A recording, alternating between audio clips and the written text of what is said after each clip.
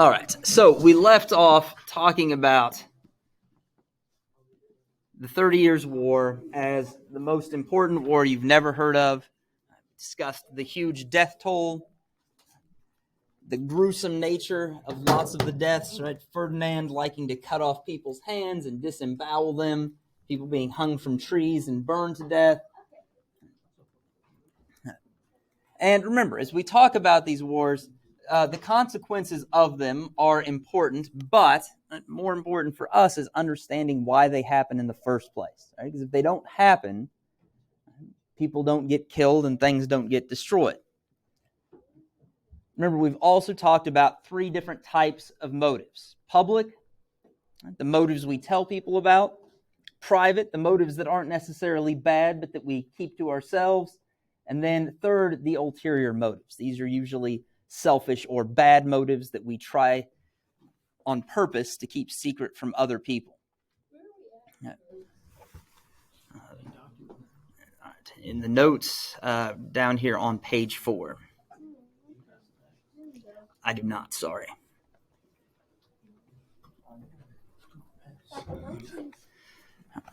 Now, in terms of public motives for religious war, we get religious reasons.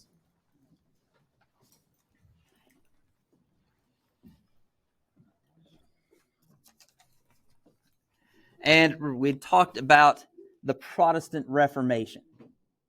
It's called Protestant because it starts with protests by Martin Luther and his followers. Now, Martin Luther, we met briefly a week ago, crazy as it sounds, our last class period.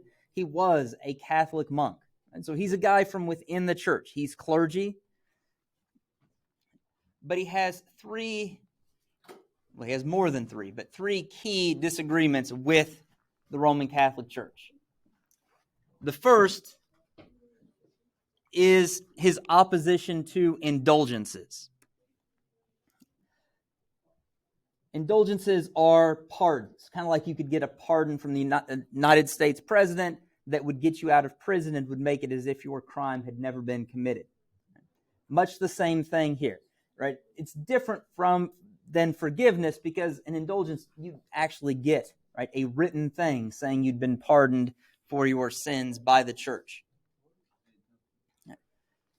Tough to Trinity, not right now, man. Let's just do that. Okay. Now, these were also different from the way we might think about forgiveness from the church, in that these were things you had to pay for. And they were a major source of money for church leaders, but they often weren't used to help the people who went to church, but right, to enrich the clergy. And the idea here is that you can live it up, right? You can party, you can commit adultery, you can commit gluttony, all kinds of things. All of those mortal sins, as long as you pay up for your indulgence, right? You pay up for that pardon. Martin Luther had two main beefs with this. The first, he saw it as just a corrupt act, right? By money-grubbing clergy. They're just looking for a way to get cash.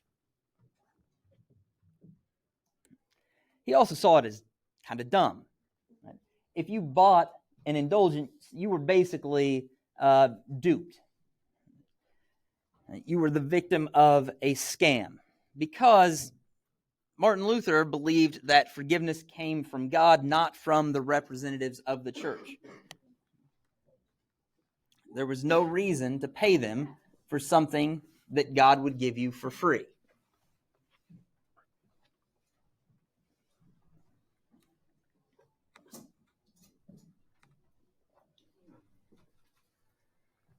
Iris, let's make sure we're doing my thing.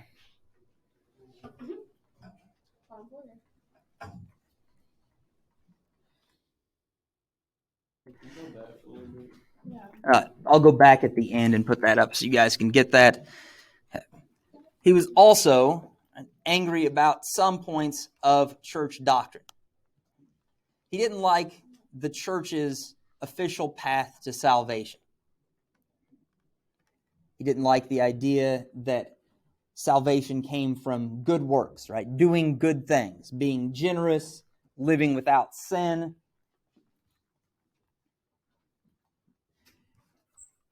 He also didn't like the idea that you had to get salvation through the Eucharist, which was a church function. Got it. Thanks, Danny.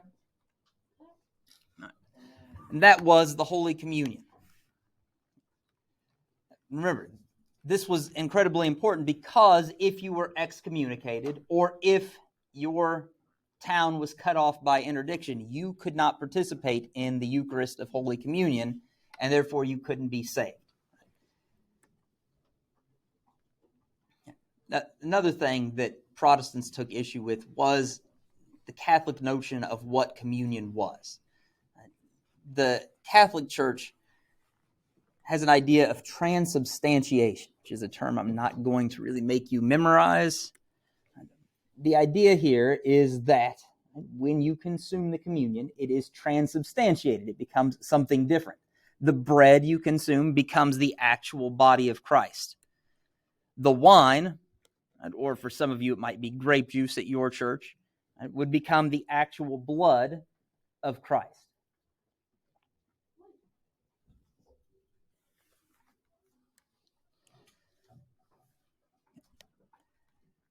Luther instead argued that all you needed was faith. As long as you believed in God, believed that Jesus had come to take our burden of sin, that you could go to heaven. That was all he thought you needed. You didn't need to do all the other stuff the church told you about.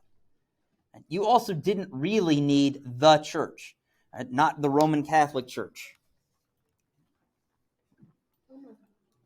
He thought that instead what was important was that people knew the Bible themselves, not just what your priest told you was in the Bible or told you what the Bible meant. He thought people themselves should know about the Bible. If you knew the Bible, you didn't need the church's doctrine. You didn't need all of its rules to tell you what to do. You would know what to do.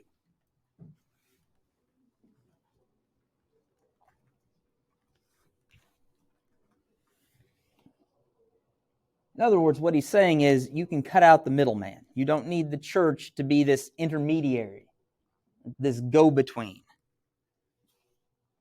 on behalf of individuals talking to God. Instead, he thought people could and that they ought to have a personal relationship with God.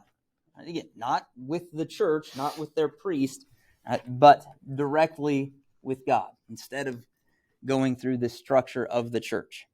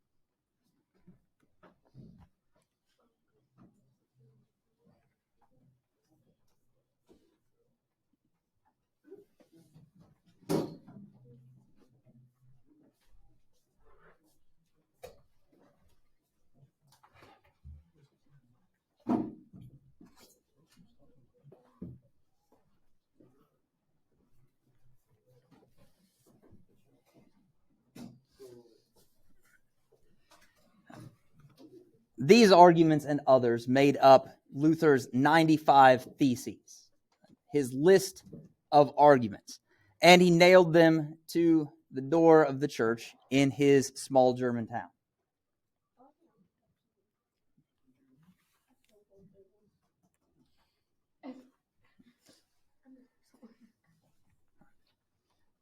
For the Pear Deck, why do you think Luther's disagreements with the church mattered?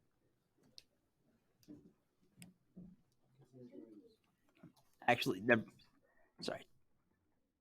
Okay, there we go.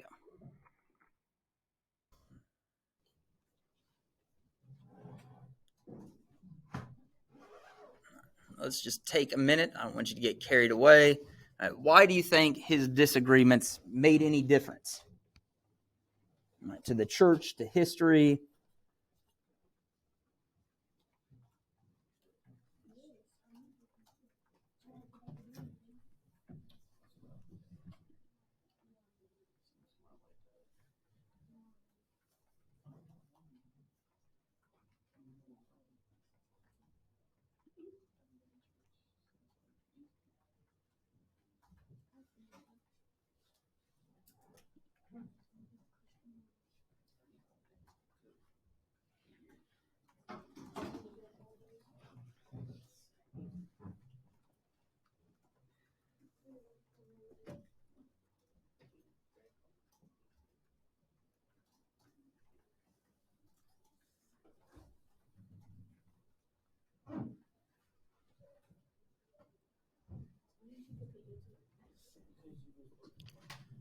All right.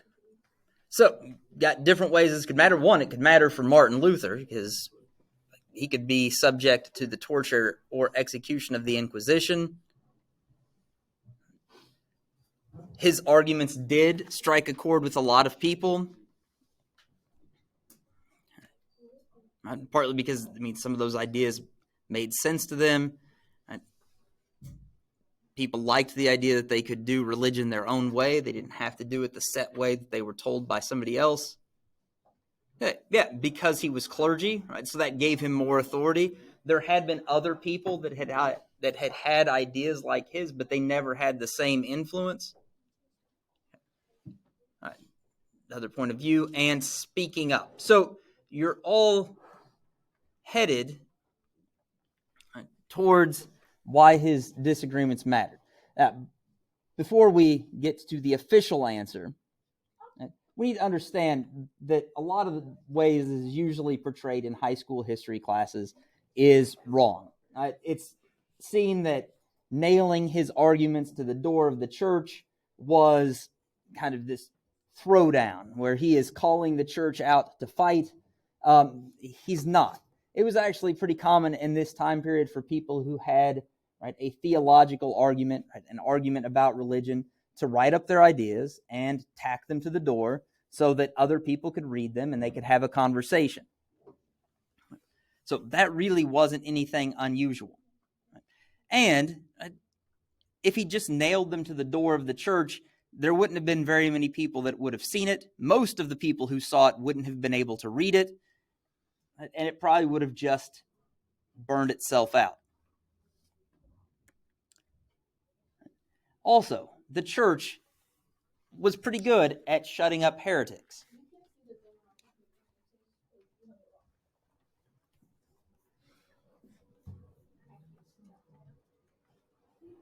You're welcome. You could use excommunication, kick those people out of the church, or if you needed to much more literally shut them up, you could torture and execute them through the Inquisition.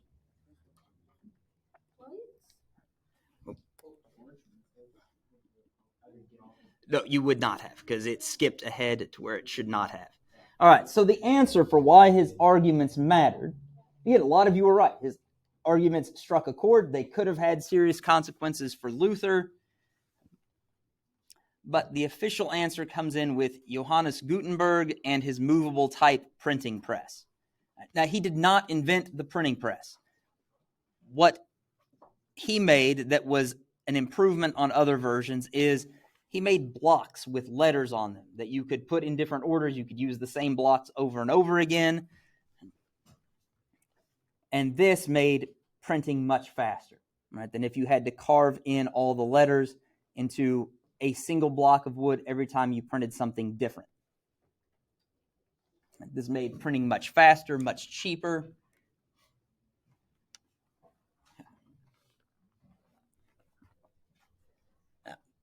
This is also a question for the Pear Deck. Again, we'll take a minute. So you're just going to add to your previous response. Why do you think the printing press was important? Yes, you may, Leah. To Martin Luther and his arguments.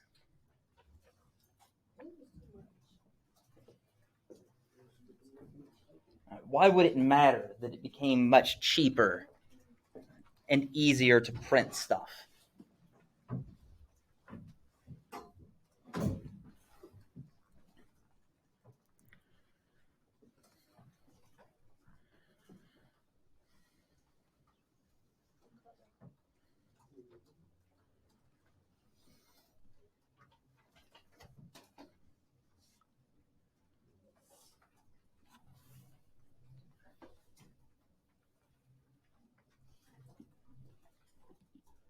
I'll give you guys a little more time. Some of you are still typing, and that's okay.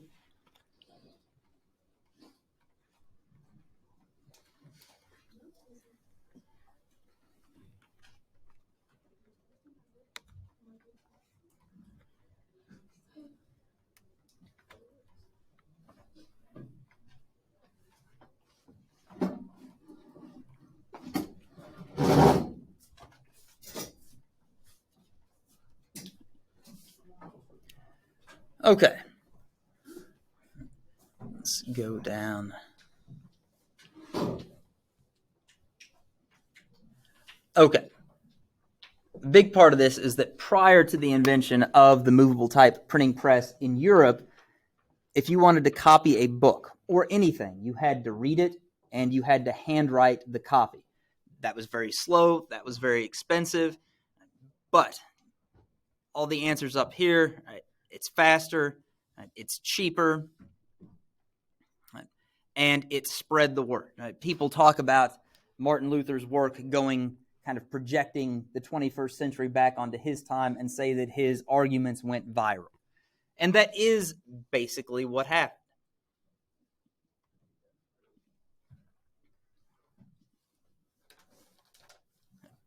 What this allowed was for, in a very short time, thousands and thousands of copies of Martin Luther's arguments to be printed up and distributed across Europe.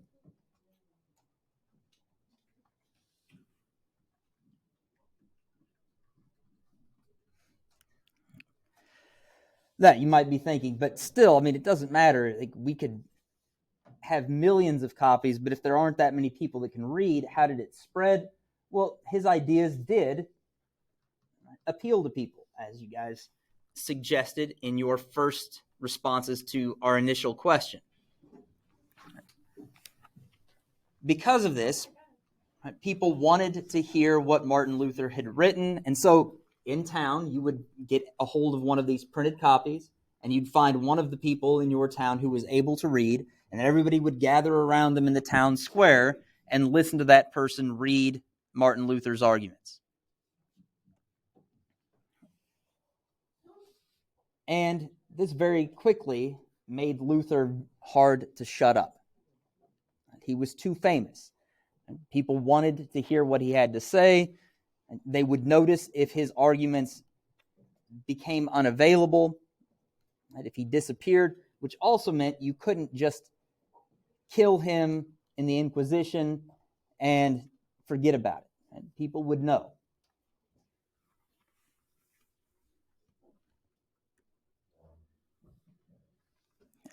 Also, don't think about the early printers as charities. If Takira owns a printing press, Takira wants to make money, which means Takira wants to print things that people want to buy. And people wanted to buy copies of Martin Luther's arguments. He was famous. The church tried to get people to make opposing arguments. The problem is, those people weren't famous. People didn't want to buy what they had to say, and therefore Takira had no interest in printing their arguments. Takira wants to make money.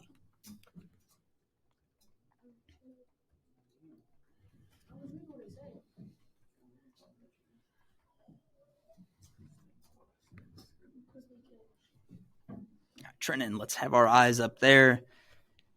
That's where the things you need to type are.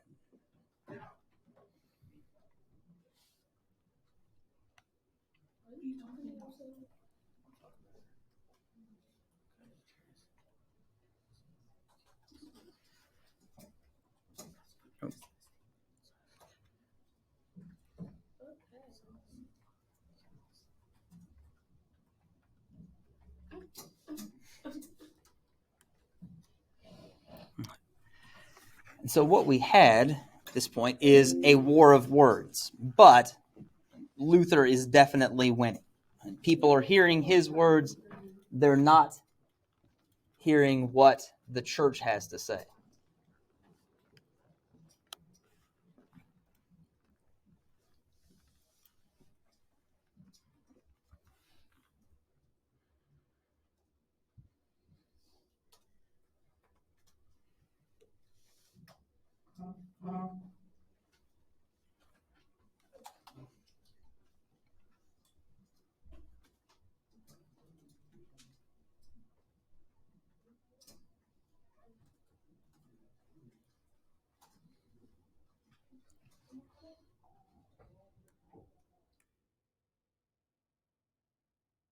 As the printing press continued to spread what became known as Protestant arguments, remember, protests against the church, more and more people agreed with what Luther was saying.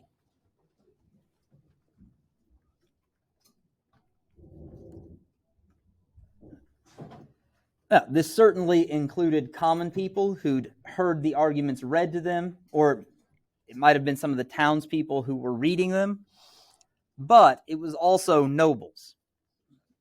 And this makes a lot of sense. If Brooklyn is a noble, Brooklyn has money, Brooklyn probably throws parties, sins probably happen at some of these parties, and Brooklyn, also having money, even after the parties, can pay for indulgences. But if all of a sudden somebody comes along and says, "Now, Brooklyn, you probably shouldn't have the parties, but if you do, you don't need to pay up for a pardon, you just need to ask for forgiveness," and Brooklyn has to think this sounds like a fantastic idea. Not much has to change, but Brooklyn gets to keep more money. Some of the nobles who were most important in this story were the German princes, and there were lots of them because the Holy Roman Empire was a mess. As we said, it was not much of an empire. There are lots of little principalities all over it. These princes are not going to become kings. Don't worry about that. They will live and die as princes. Thankfully, we don't have to dig into too much of the obscure details about those German princes because pretty early on, there is a major convert to Luther's Protestant cause. And he's not German. He's that guy, King Henry VIII, the King of England.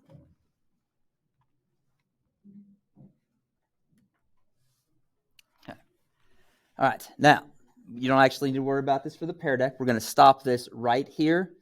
And tomorrow's Do Now is going to teach you a bit more about Henry VIII and why he swung over to the Protestant side.